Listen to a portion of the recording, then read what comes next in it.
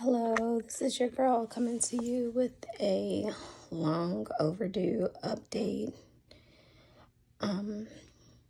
for my journey, epilepsy awareness. It's long overdue. Excuse me. I would say I'm just waking up, but I haven't been asleep.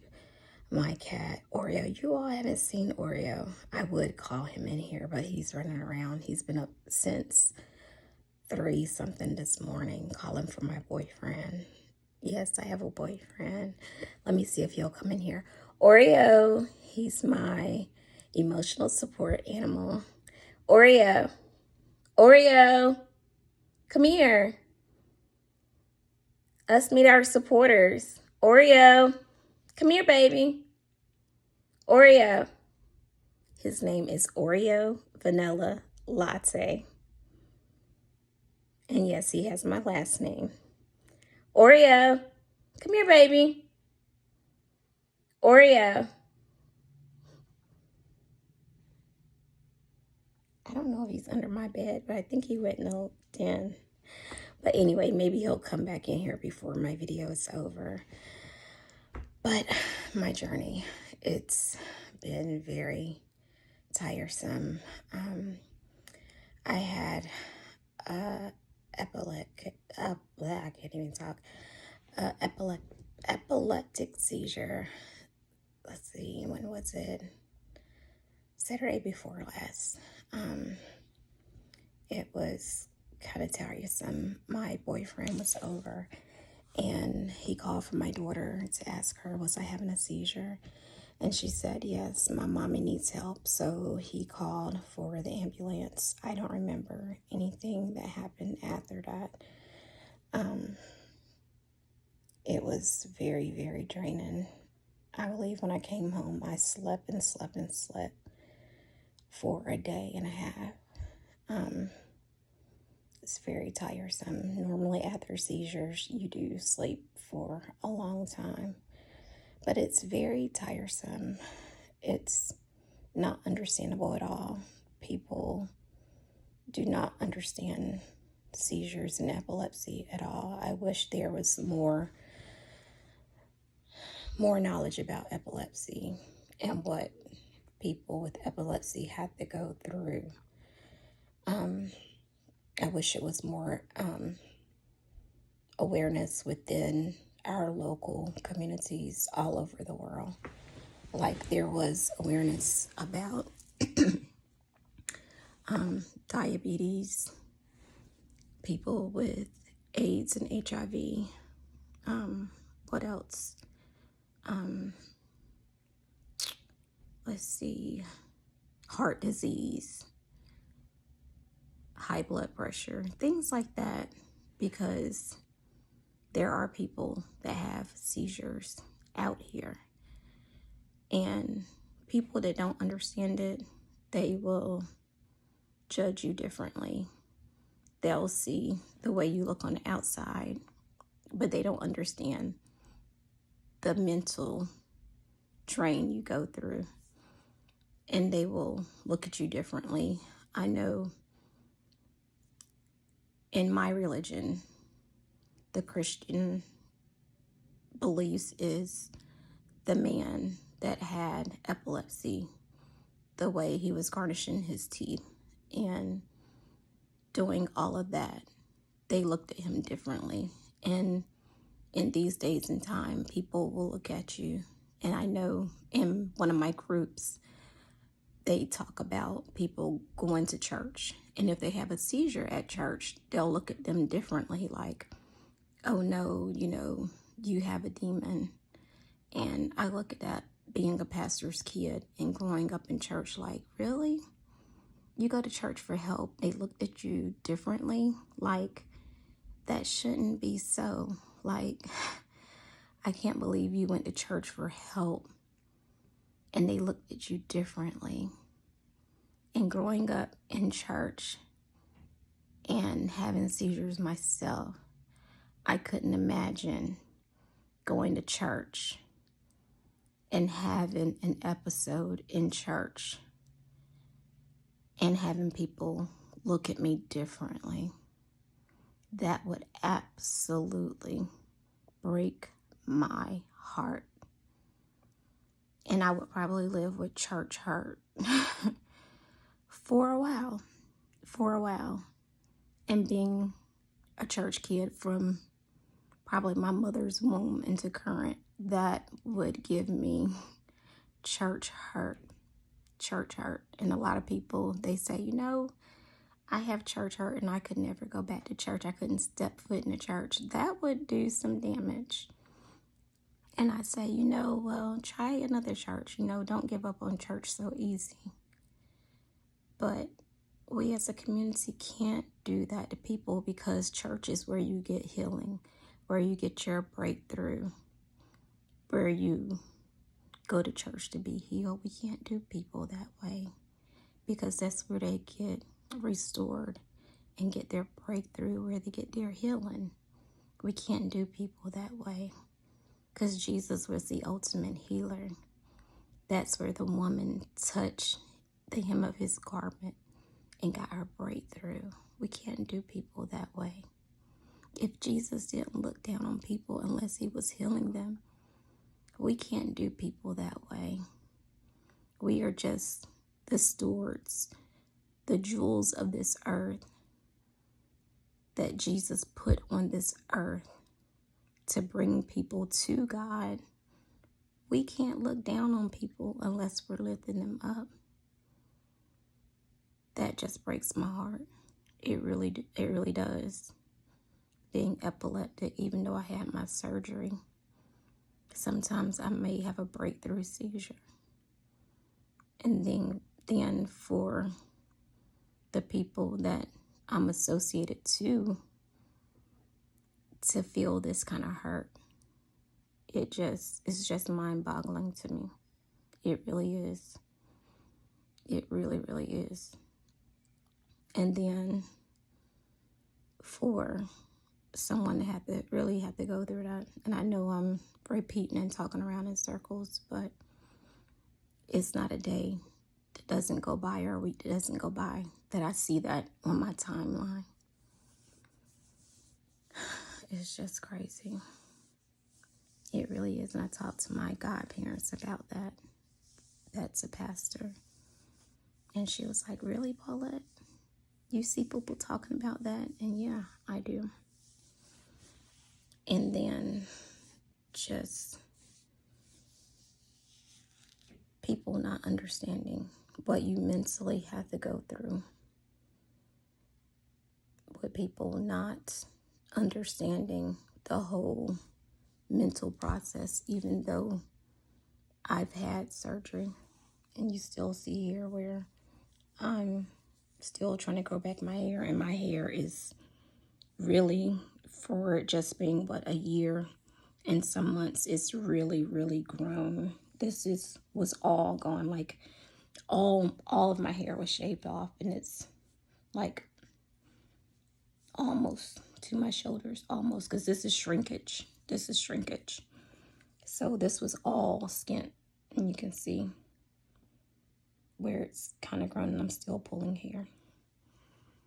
And people like, oh, Paulette, you've changed. You're not the same. You changed. Of course I've changed. I've had 3 surgeries. Like, if you're part of my support, you shouldn't have changed. You should still be still. Peace, be still. You should have peace. You should still be the same person. I'm the one that had the mental change. Like, you have 4 out of 4 quadrants of your head. You have the top bunk beds and the bottom bunk beds. I still have the 2 bunk beds at the top and the 1 bunk bed at the bottom. This bottom bunk bed is gone. I'm working with 3/4. So I may have some mental challenges where I don't get it all the way. Or I may have moments where I'm like, forget everybody. Like, I don't want to deal with this at this moment. Like, everybody just go away. Like, I don't want to deal with this. But that doesn't mean you shouldn't still support me. I'm going through 3 surgery difficulties. Like, If you're still part of my support, that doesn't mean you just abandon ship. Like, who jumps off the boat? When Jesus was going through the storm, he still slept in the bottom of the boat. He was still part of the support. He was still part of the support of what was going on. They were in the middle of the ocean with the winds going to and fro and to and fro and to and fro. They were being dragged and dragged and dragged and dragged and dragged and dragged and dragged. Did Jesus jump out the boat and say, I'm getting off this boat. They're going through too much. No, he was Jesus. He stayed on the boat. He was still part of the support. He could have said, I'm not present. I'm going to go somewhere else. I'm part of the support, but I ain't dealing with this. I'm just about to poof and be gone. Because he's Jesus. He can do that. He can be here 1 minute and gone the next. Because he's Jesus. He can do that. Hello, somebody. He can be gone and come back. But no, Jesus didn't do that. He stayed right there. When they went down to see him, said, Jesus, this storm doing a little bit too much. Can you come up and talk to this storm? That's what I was going through. I was going through a storm. Still going through a storm. Up in my mind. It's just a lot going on because, that was a major challenge that I was going through. But my support should have come in and say, hey, peace, be still. Paulette had a lot going on. Be still. Paulette, you had a lot going on. Come on. Let's talk about this. What you going through, Paulette? What you going through? Let's talk about it. Let's talk about it. What you want to talk about, Paulette? Be still. Come. Be still. What you want to talk about? What you going through? Let's talk about it. Come here. Let me call you in on the road. What you want to talk about? What's on your mind, baby girl? What's on your mind? Let's talk about it. You ain't got your therapist yet? Why are you looking for one? Come on, let's talk about it. But no, some support jump ship. We ain't got time for that. She went through a little bit too much. We can't handle that. No. Jesus came up on the top of the boat. Said, peace. Be still. You're doing a little bit too much. Be still. We ain't got time for this. Peace. Be still. And what did the sea do? It said, whoop. That's Jesus talking. No, we're going to obey that. He made a command for us to be still. We're going to be still. And it came to a complete no. We're going to be still. But nope, some of them abandon ship. I can deal with that. If you want to abandon ship, that's fine. That's fine. I can accept that. You don't want to be on the ship with me? That's fine. I got more support. That's fine. But epilepsy is rough. It's really rough. I don't wish it on nobody. I look at, like I said, my page where some of the people that has epilepsy and have seizures, they're going through the same thing. Where some of their support is here and there. I don't have anybody to talk to. Can y'all please pray for me? Can somebody just talk to me? I'm going through some trials. I don't feel like I'm going to make it. Can somebody reach out and talk to me? I'm having a hard time dealing with this right now. I don't have anybody to talk to. It's rough. It's really, really rough. And some people will chime in, hey, inbox me. I'll talk to you. I'll talk to you. Need somebody to talk to, I'll talk to you. But what do? I just reach out and talk to Jesus because he's always there. Always. What they say, Jesus' line is always open. Always open.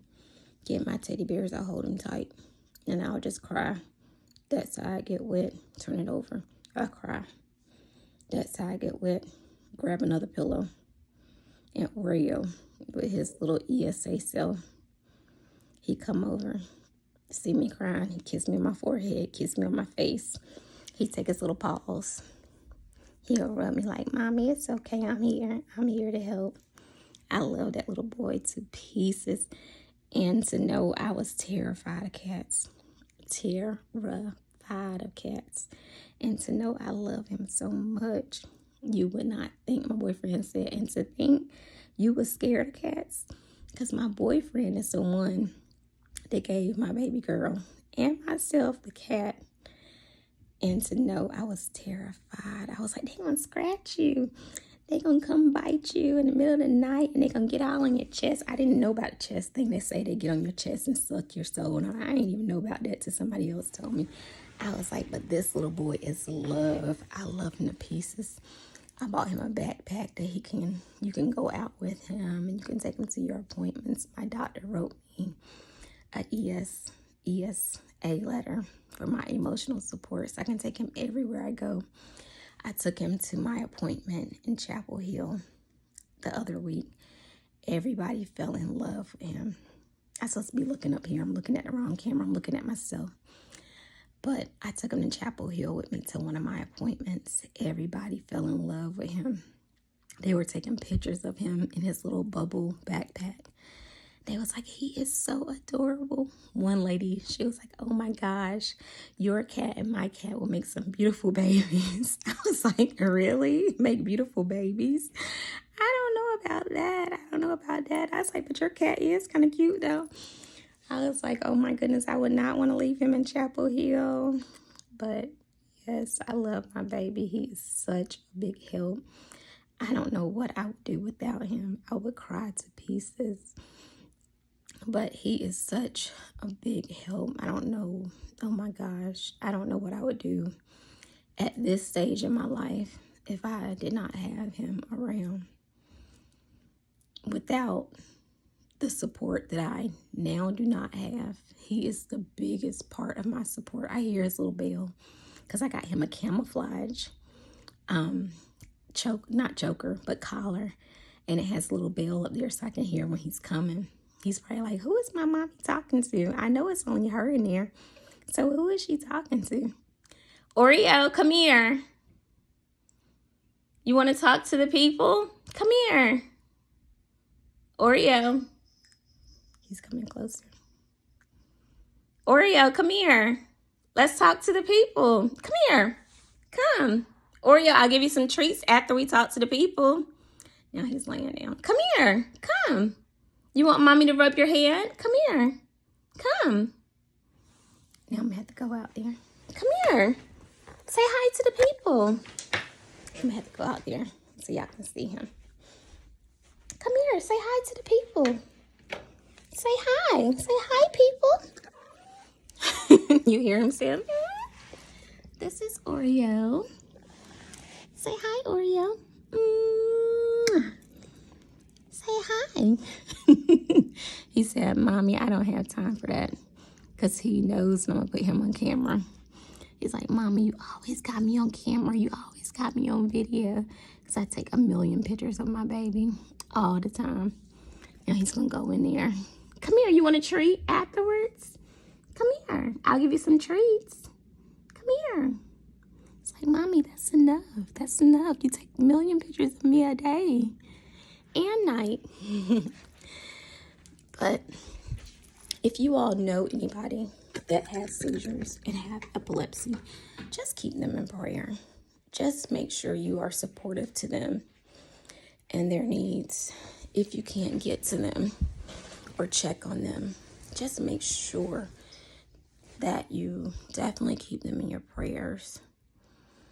And if you can just drop an encouraging line to them, just let them know that you're there.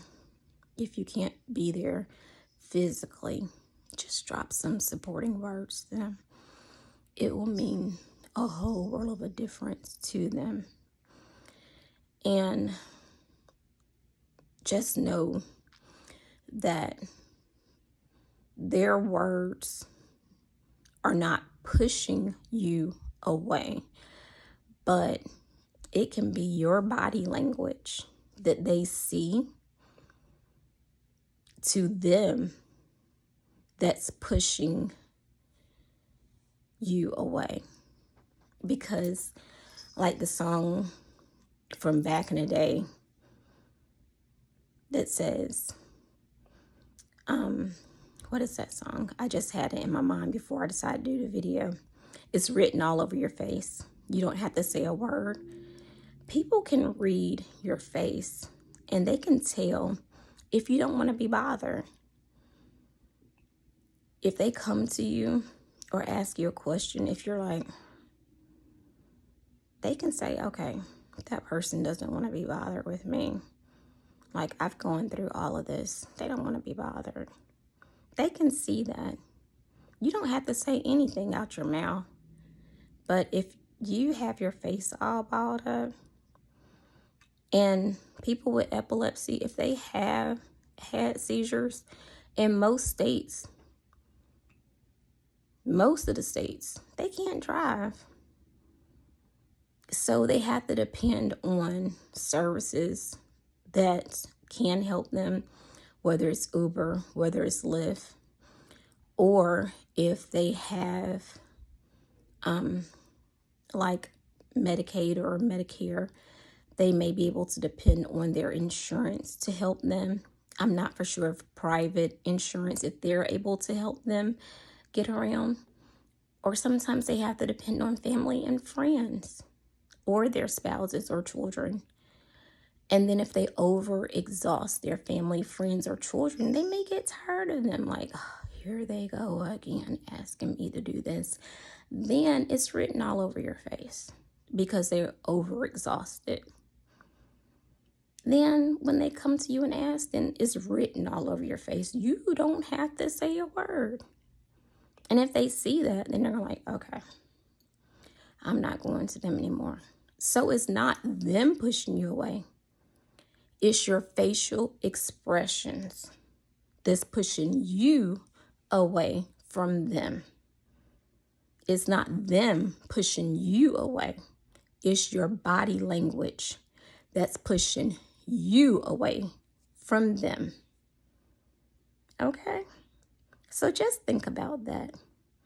And you pray about your expressions and your actions that's pushing you away from your loved ones and the ones that you say you love, you support, and you care about. Think about that. Okay? And then think about the ones that you say you love and you support and you care about. Okay? Thank you. This has been Paulette's Epilepsy Support Awareness Talk. Bye-bye. I love you. Have a good day.